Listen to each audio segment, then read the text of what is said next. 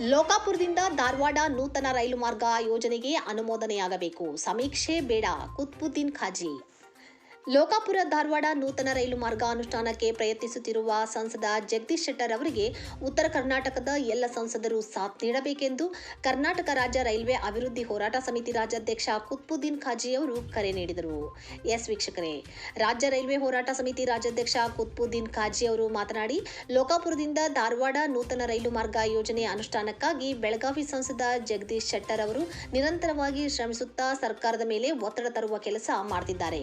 ಇದಕ್ಕಾಗಿ ನಮ್ಮ ರೈಲ್ವೆ ಹೋರಾಟ ಸಮಿತಿಯ ವತಿಯಿಂದ ಅವರಿಗೆ ಹಾರ್ದಿಕ ಅಭಿನಂದನೆಗಳು.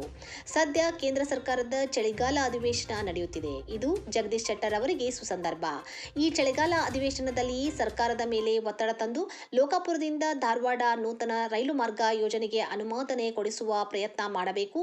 ಅದರ ಜೊತೆಗೆ ನಮ್ಮ ಉತ್ತರ ಕರ್ನಾಟಕದ ಎಲ್ಲ ಸಂಸದರು ಸೇರಿ ಮಾನ್ಯ ಜಗದೀಶ್ ಶೆಟ್ಟರ್ ಅವರಿಗೆ ಬೆಂಬಲಿಸಿ ಲೋಕಾಪುರ ಧಾರವಾಡ ನೂತನ ರೈಲು ಮಾರ್ಗ ನಿರ್ಮಾಣದ ಕುರಿತು ಧ್ವನಿಗೂಡಿಸಿ ಯೋಜನೆ ಅನುಮೋದನೆ ಕೊಡಿಸಬೇಕು ಮತ್ತು ಮುಂಬರುವ ಕೇಂದ್ರ ಬಜೆಟ್ನಲ್ಲಿ ಈ ಯೋಜನೆಗೆ ಅನುದಾನ ಬಿಡುಗಡೆಗೆ ಶ್ರಮಿಸಬೇಕೆಂದು ಕೋರಿದರು. ಲೋಕಾಪುರ ಧಾರವಾಡ ರೈಲು ಮಾರ್ಗ ಯೋಜನೆಗೆ ಅಧಿಕೃತ ಆದೇಶ ಬರುವವರೆಗೂ ರಾಮದುರ್ಗ ಸೌದತ್ತಿ ಭಾಗದ ಜನರು ನಿರಂತರವಾಗಿ ಹೋರಾಟವನ್ನು ನಡೆಸಿ ನಮ್ಮ ರೈಲ್ವೆ ಹೋರಾಟ ಸಮಿತಿಗೆ ಬೆಂಬಲವಾಗಿ ನಿಲ್ಲಬೇಕೆಂದು ಹೇಳಿದರು. ನಮಸ್ಕಾರ, ನಾನು ಕುತುಬುದ್ದೀನ್ ಖಾಜಿ.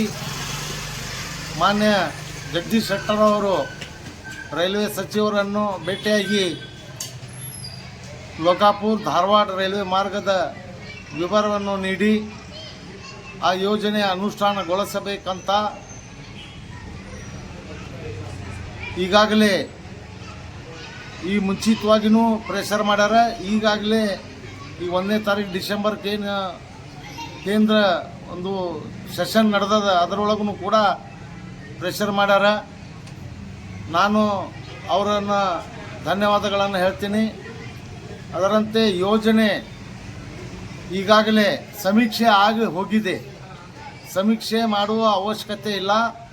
ಅಂತಿಮ ಸಮೀಕ್ಷಾ ವರದಿಗೆ ಆದೇಶ ಮಾಡುವ ಅವಶ್ಯಕತೆ ಇದೆ ಮತ್ತು ಕೇಂದ್ರ ಮುಂಗಡ ಪತ್ರದಲ್ಲಿ ಆ ಯೋಜನೆಗೆ ಅನುದಾನ ಬಿಡುಗಡೆಗೊಳಿಸುವ ಅವಶ್ಯಕತೆ ಇದೆ.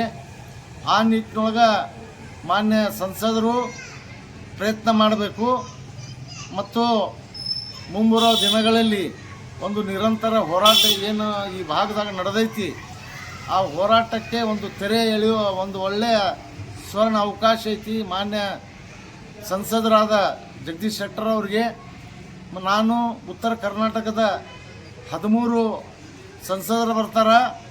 ಜಗದೀಶ್ ಶೆಟ್ಟರ್ ಅವರು ಏನು ಪ್ರಯತ್ನ ಮಾಡಾಕತ್ತಾರ, ಆ ಪ್ರಯತ್ನಕ್ಕೆ ಆ 13 ಸಂಸದರು, ಉತ್ತರ ಕರ್ನಾಟಕಕ್ಕೆ ಸಂಬಂಧಿಸಿದ 13 ಸಂಸದರು ಜಗದೀಶ್ ಶೆಟ್ಟರ್ ಅವರಿಗೆ ಬೆಂಬಲಿಸಬೇಕು, ಅವರ ಪ್ರಯತ್ನಕ್ಕೆ ಕೈ ಜೋಡಿಸಬೇಕು ಅಂತ ನಾನು ಮನವಿಯನ್ನು ಮಾಡ್ತೀನಿ. ಮತ್ತು ನಮ್ಮ ಸವದತ್ತಿ ಯಲ್ಲಮ್ಮನ ಭಕ್ತರು ಮತ್ತು ರಾಮದುರ್ಗದ ನಗರದ ವ್ಯಾಪಾರಸ್ಥರು ನಿರಂತರ ಏನು ಹೋರಾಟ ನಡೆಸ್ಯಾರ ಅದನ್ನು ಹೋರಾಟ ಮುಂದುವರಿಸಬೇಕು. ಆ ಯೋಜನೆ 2025-26ರ ಕೇಂದ್ರ ಮುಂಗಡ ಪತ್ರದಲ್ಲಿ ಅನುಷ್ಠಾನಗೊಳಿಸುವ ನಿಟ್ಟಿನೊಳಗೆ ಕೇಂದ್ರ ಸರ್ಕಾರದ ಮೇಲೆ ಒತ್ತಡ ತಂದು ಮತ್ತು ಆ ಯೋಜನೆ ಅನುಷ್ಠಾನಗೊಂಡರೆ ರಾಜ್ಯ ಸರ್ಕಾರ ಭೂಮಿ ನೀಡಬೇಕಾಗತ್ತೆ ಮತ್ತು ಮುಂದಿನ ದಿನಗಳಲ್ಲಿ ಕೂಡ ರಾಜ್ಯ ಸರ್ಕಾರ ಭೂಮಿ ನೀಡುವ ನಿಟ್ಟಿನೊಳಗೆ ಹೋರಾಟ ಮುಂದುವರಿಸಬೇಕಾಗತ್ತೆ. ಜನ ಸನ್ನದ್ಧರಾಗಬೇಕು, ತಯಾರಾಗಬೇಕು. ಹೋರಾಟ ಯೋಜನೆ ಕಾರ್ಯರೂಪಕ್ಕೆ ಬರುವವರೆಗೆ ನಿರಂತರ ನಮ್ಮ ಹೋರಾಟ ಮುಂದುವರಿಸಬೇಕು. ಜನ ಸಾಥ್ ಕೊಡಬೇಕು, ಜನ ಹೋರಾಟಕ್ಕೆ ತಯಾರಾಗಬೇಕು, ನಮ್ಮ ಹೋರಾಟಕ್ಕೆ ಬೆಂಬಲ ಕೊಡಬೇಕು ತನ ಮನ ಧನದಿಂದ ಅಂತೇಳಿ ನಾನು ಎಲ್ಲರನ್ನ ಬೇಡ್ಕೋತೀನಿ. ನಮಸ್ಕಾರ.